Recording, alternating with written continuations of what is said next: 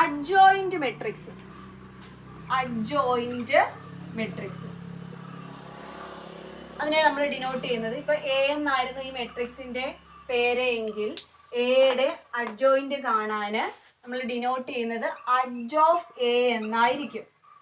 ഇത് കണ്ടുപിടിക്കാൻ വളരെ എളുപ്പമാണ്. കോഫാക്ടർ മെട്രിക്സിന്റെ ട്രാൻസ്പോസ് എടുത്താൽ മതി.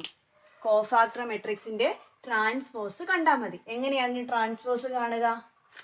ട്രാൻസ്പോസ് എന്ന് പറഞ്ഞാൽ എന്താ? റോയും കോളവും തമ്മിൽ ഇന്റർചേഞ്ച് ചെയ്യുന്നു, അതാണ് ട്രാൻസ്പോസ് എന്ന് പറയുന്നത്. ഇവിടെ എനിക്ക് കിട്ടിയിരിക്കുന്ന കോഫാക്ടർ മെട്രിക്സ് ഇതാണ്. ഇതിനെ ഞാനൊന്ന് ട്രാൻസ്പോസ് എടുത്താൽ, അതായത് ഇതിന്റെ റോയെ ഞാൻ കോളമാക്കി എഴുതിയാൽ എനിക്ക് എന്ത് കിട്ടും? അഡ്ജോയിന്റ് ഓഫ് എ കിട്ടും. അപ്പൊ ഇതിന്റെ റോയെ ഞാൻ കോളമാക്കുകയാണ്.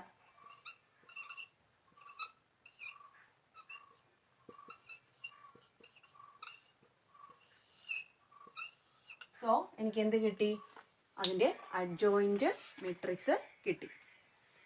അതായത് നമുക്കിപ്പോൾ ഒരു മെട്രിക്സ് തന്നാൽ അതിന്റെ അഡ്ജോയിന്റ് മെട്രിക്സ് കാണാൻ വേണ്ടിയിട്ട് എന്താദ്യം കാണണം? മൈനർ കാണണം, കോഫാക്ടർ കാണണം, പിന്നീട് അതിന്റെ കോഫാക്ടർ മെട്രിക്സിന്റെ അഡ്ജോയിന്റ് കണ്ടാൽ, ട്രാൻസ്പോസ് കണ്ടാൽ അതിന്റെ അഡ്ജോയിന്റ് മെട്രിക്സ് കിട്ടും, അഡ്ജ് എ കിട്ടും.